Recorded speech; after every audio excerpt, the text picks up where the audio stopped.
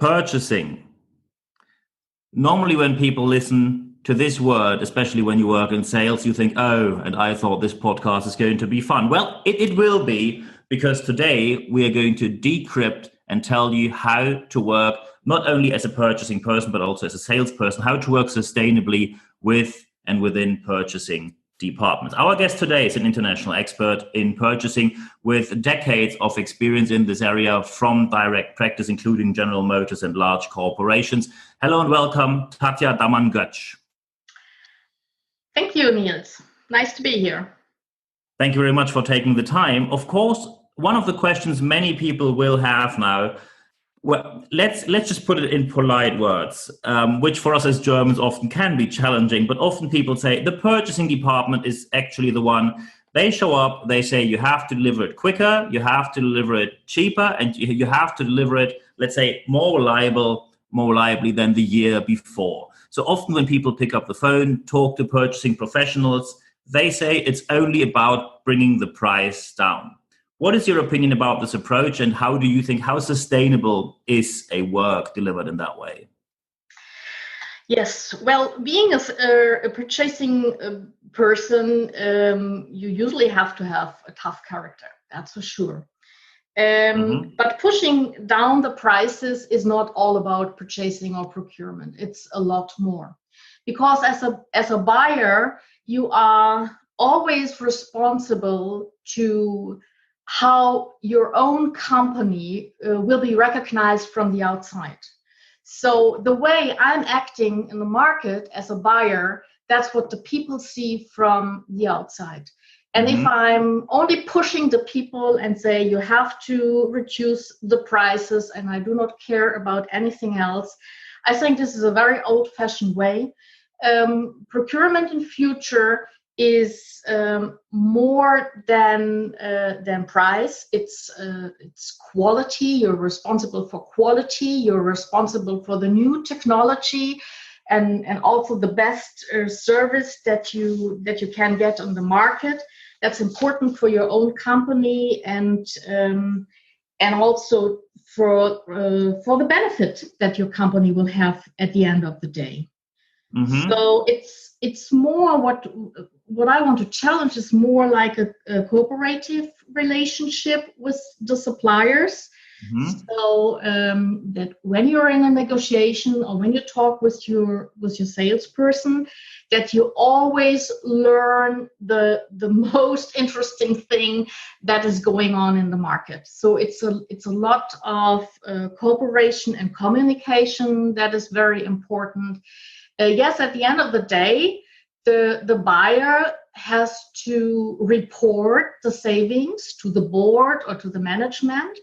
And so this is, of course, something that the buyer needs to have at the end of the day and make sure. But it's more like, that I, as a buyer, also, when I have a problem or I have an issue, I want to have the opportunity to talk to my salesperson, that this salesperson can solve my problem that I have in-house, technical problems, supply chain problems. I want to have also ideas from my salesperson. And this is something when I really start to listen and to also take over the things that salesperson is telling me and bring them to my management as an innovation, for example. So let's say someone takes this approach, and then, of course, many people will now think, that sounds nice, but I have to go to my senior executive, management level, senior leadership level, and they're going to sit in this boardroom meeting and say, look, this is all about KPIs, key performance indicators, where we have to reach certain goals. How do I deal with these kind of resistances that I might have a new idea how purchasing might be better in the midterm or long run, but suddenly I face management who says we need results now, and the result is the number? Yes. So, of course, the KPIs is one very important thing that you have to deal with when you're a buyer, and especially in bigger companies. This is something they will always measure. Yeah.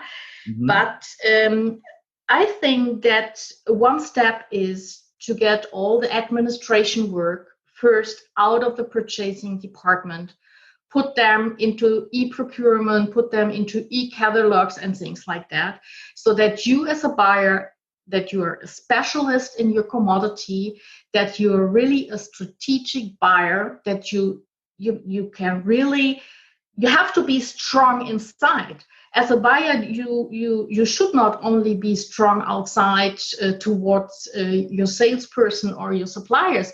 You also have to be strong inside. And this is something that I want, that the buyers are really taking over this role, because it's more than just reducing prices. It's reputation from your own company. It's the newest technology that you can get on the market, to be fast, to be smart. This is really something, a buyer is not only the person that sits at the laptop and puts all the data in. This should be automatically.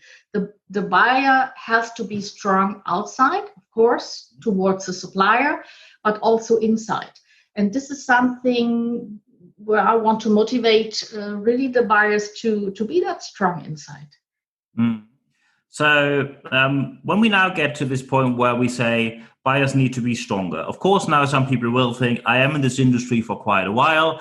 I might be a bit blindsided by what I do wrong. So how can I become a better purchasing department? How can I become a better purchasing person? What, in your opinion, are the most common mistakes people do when they stick to, let's say, traditional purchasing methods? Well, do not only work from your desk. Yeah, I mean, at the moment it's not that easy to travel. We all know that, but we have the online possibilities. So you need to go out of your office. I mean, you have to look what you are buying. Some people I really want to push to go to the production lines and have a look how the product that they buy, how this is produced, and take the opportunity to talk to the people that are really building the parts. You will learn so many things about this part. You will learn a lot of things where you can reduce money. I mean, reducing costs, I think this is a very interesting thing that you always should do as a buyer. That does not mean that you always push your supplier, but you discuss with your supplier, you discuss with technology people, with quality people, how you can reduce costs. Either they are under production, either they are in the supply chain, transportation, whatever. So it's not only an information that you receive in your laptop that you have to buy something. It's a lot more, and it's very interesting. And you need to know your commodity in order to be a specialist. And I think this is really great to be a buyer, to be honest. I mean, I'm working as a buyer since so many years, and I still love it. But it's, not only the price, it's technology, it's service, and all these kind of things, and that makes it interesting. And be open to your supplier if you have an issue, if you have a problem. Tell them this is a problem that we all. Tanja, I'm not hearing you anymore. Hello? Tanja? I don't have audio of you anymore. Hello? 1, 2, 3. 1, 2, 3. Can you hear me? Yeah, we can hear you. Okay, so that's what I mean with technology, Here we are. You need to have good technology, no matter what you do. Excellent. Okay, hope you can hear me now, Niels. Yes, absolutely. Perfect. I can.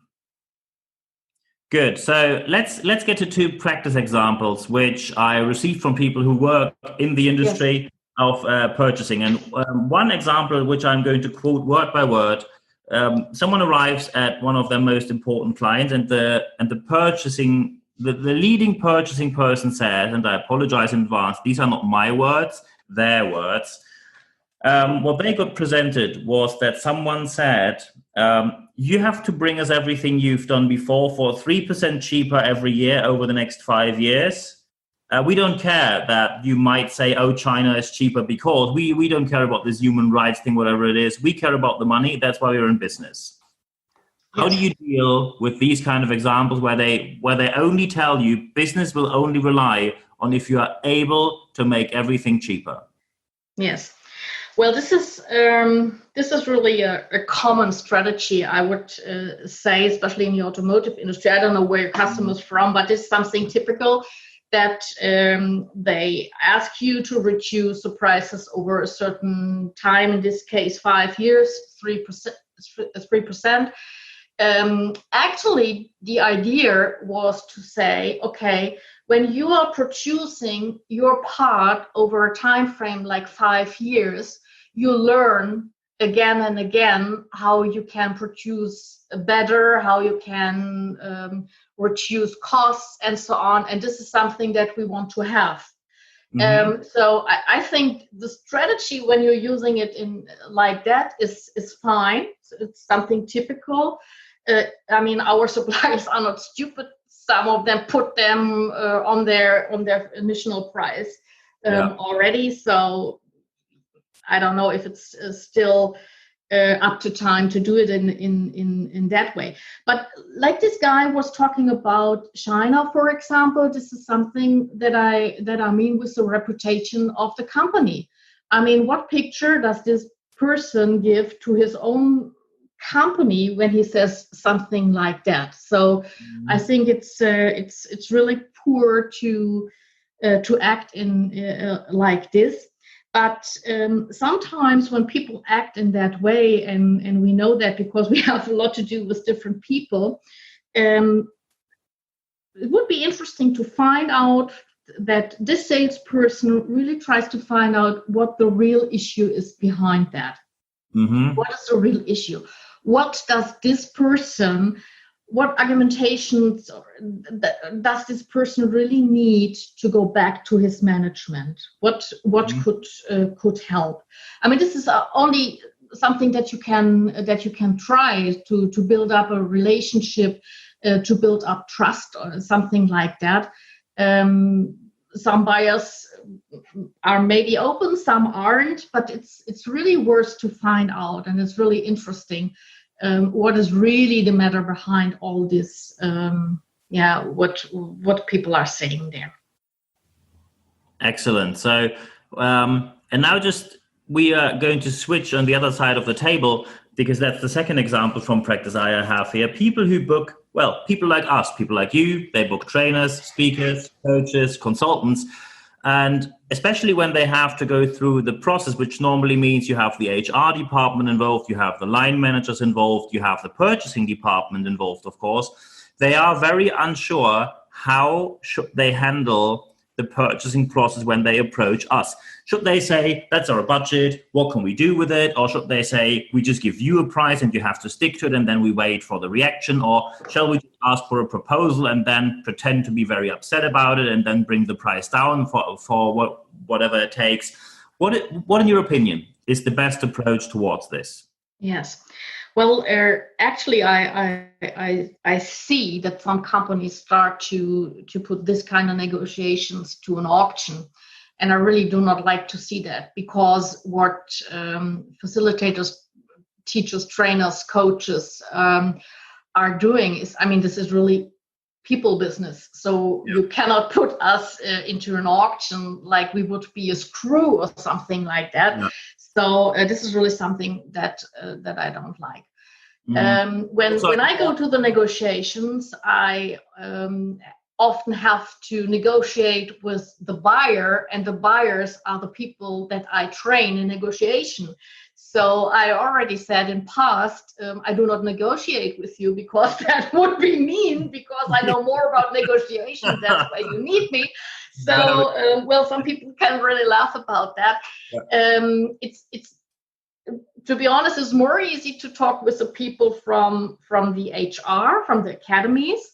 But when you have everything fixed with those guys and the package goes to the buyer, then the buyer might think, well, they have done everything with this HR people. Nobody was asking me.